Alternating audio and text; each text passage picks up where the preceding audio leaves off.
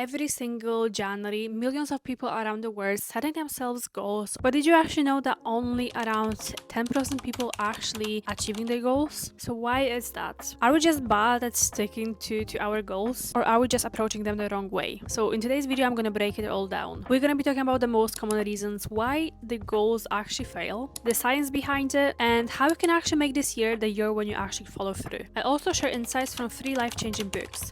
The first one, Atomic Habits by James Clear, The Dip by Seth Godin, and Million Dollar Weekend by Noah Kagan. These books have not only inspired me, but they actually give me the tools to take action. And I know that they're gonna do the same for you. In today's video, we'll talk about setting better goals, creating habits, overcoming procrastination, and building systems that actually work. So if you're someone who's been struggling with your fitness goals or any goals in general, this video is for you. The problem number one is that most goals fail because they're either unrealistic, vague, or we lack a clear plan. A study published in the Journal of Clinical Psychology found that only 8% of people actually achieve their New Year's resolutions. And let's be honest, how many times have you said to yourself that, okay, this is my year, this year I'm gonna lose weight, this year I'm gonna build muscle mass, this year I'm gonna be financially free, this year I'm gonna change my job and be my own boss. And honestly, these are great goals, but they're so vague that we usually just don't know where to start. On the other hand, however, if we set ourselves a goal of, let's just say that we want to lose 30 kilo in the next 2 months, those goals are a little bit too ambitious, and we basically just setting ourselves for the burnout. You know, obviously when we're talking about the goals, they all sound exciting, but they quickly becoming overwhelming and unsustainable. I remember starting my fitness journey, I set myself a goal of going to the gym every single day, and we all know how it ends up. Usually we are motivated at the beginning, especially in January when everyone around us actually having, you know, similar goals or just working towards something. And if we look right, left, or center, there's always someone who's striving for something, and that can be really motivating. However, if your goals are not sustainable and they're not matching our lifestyle, we won't stick to that goal for a long time. And obviously this has happened to me at the beginning. I thought I'll be able to go to the gym, you know, 7 times per week, but I actually ended up going, you know, every day, maybe for the first 2 weeks. I actually don't remember, but you can imagine that it wasn't actually that long, and then I just quit completely. So let's talk about how we can actually set ourselves the goals that we're gonna stick to. You've probably heard about SMART goal setting, and it's great for some of our goals, but let's say that we have a goal that this year will be a year of peace. This is also a goal, but you can't really put it into that framework. So whatever goal you have, my first tip would be to just be specific with your goal. What is there you want to achieve and how you want to achieve it. Make sure that you break your goal into small steps that are easier to achieve. Don't forget to reward yourself after actually achieving, you know, each milestone, but also remember that there will be challenges along the way,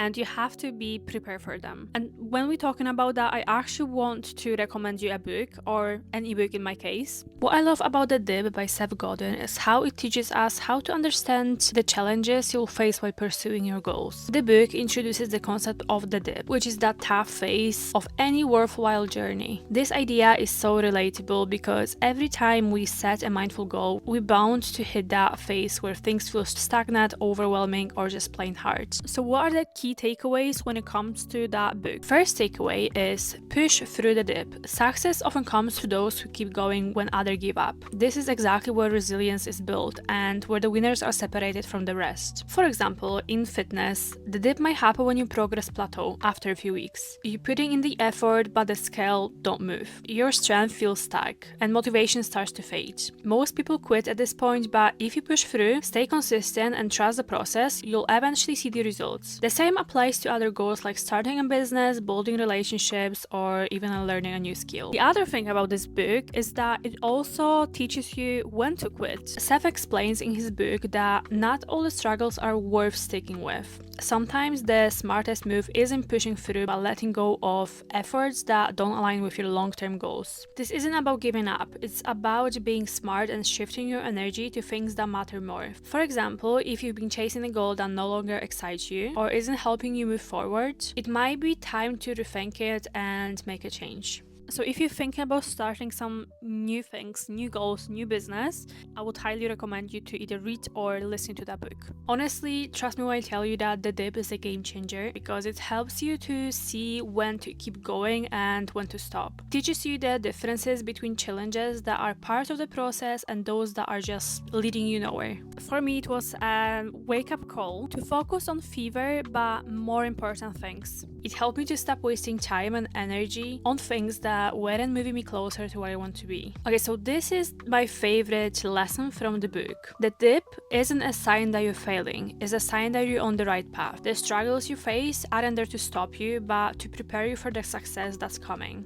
However, if you're stuck in a dip for too long and can't see a way out, it's worth asking yourself, is this the right goal for me or do I need to change my priorities?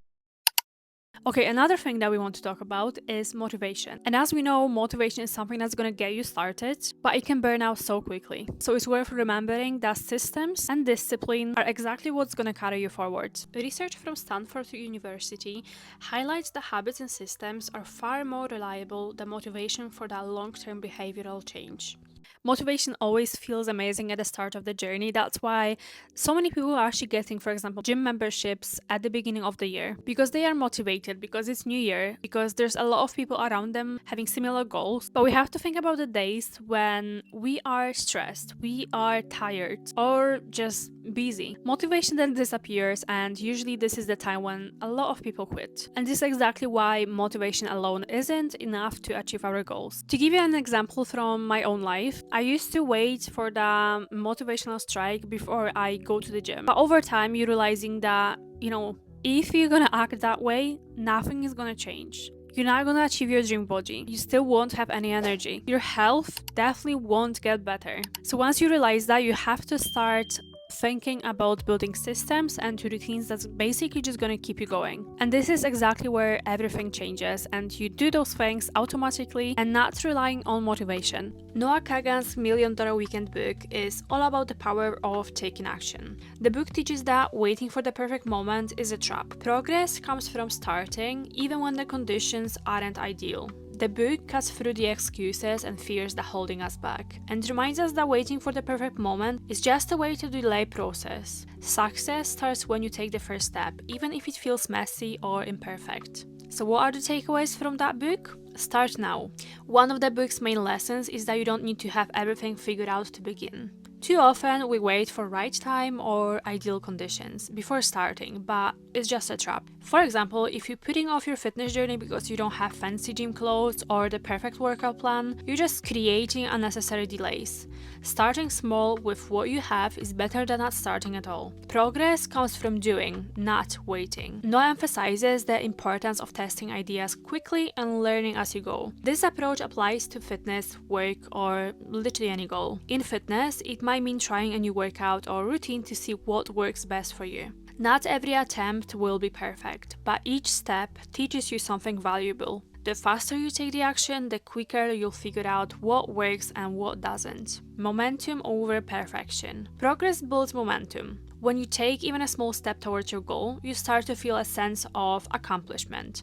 This is why starting, no matter how small, is so powerful. So honestly, whatever goals you have, I would definitely suggest you to either read or again listen to that book. Everything that he's talking about, you can actually use it for other parts of your life, whether that is starting your business or whether that is getting your dream body. This book pushes you to stop overthinking and take the action. It will remind you that even every single small, imperfect step actually builds momentum, and this is exactly where the success begins. Noah's philosophy is that mistakes are part of the process, and the quicker you make them, the faster you learn and improve. This mindset has helped me in so many areas of my life, from fitness to my businesses. As you know, I've started my own fitness journey years ago, and I didn't have a perfect plan at the beginning. But the thing is that you have to start, you just have to start with small steps.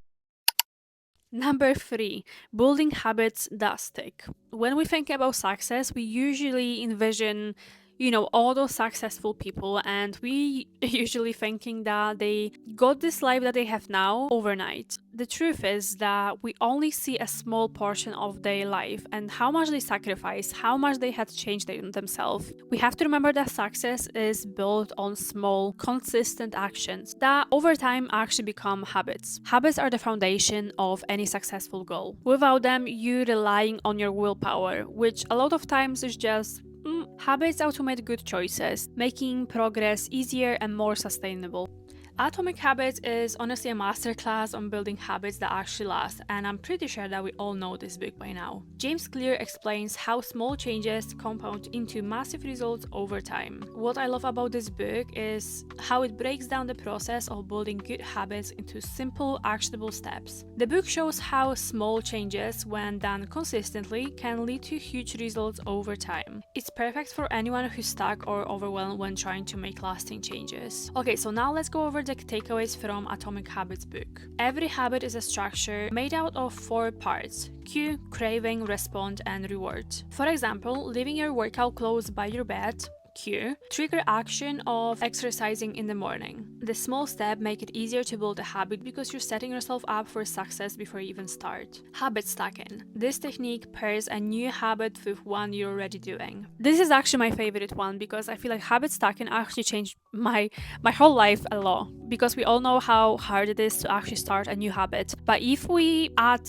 a new habit, a better one, to our old habit, trust me when I tell you that this is gonna change everything. For instance, after brushing your teeth, you can do a 10-minute stretch or write down 3 things you're grateful for. Linking habits together makes them more easier to stick with. A third key takeaway from the book is identity-based habits. Instead of just focusing on the outcome, shift your mindset to focus on the person you want to become. For example, instead of saying I want to lose weight, say I'm someone who makes healthy choices. When your habits are tied to your identity, they become part of who you are, not just something you're trying to do. So how is that book actually going to help you? Instead of obsessing over the big picture, it teaches you to focus on the small daily actions that lead to long-term change. Because we need to remember that at the end of the day, it's all about consistency and showing up for ourselves, even if the effort feels small at first.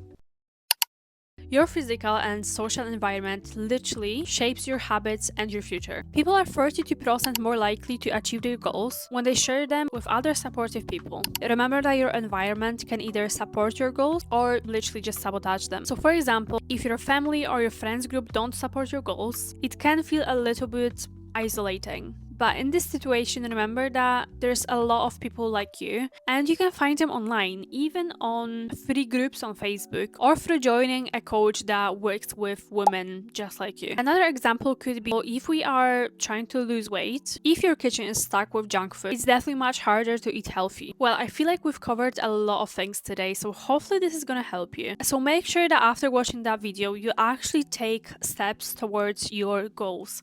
And let's just make sure that this year is the year when you finally follow through with your dreams, with your goals, and that you're not gonna quit just because you might find some challenges along the way. Let me know in the comment section below if you ever read any of those ebooks that I mentioned in this video. And let me know what exactly in those books resonated with you the most. Once again, don't forget to hit the subscribe button, and I'm gonna see you in the next video.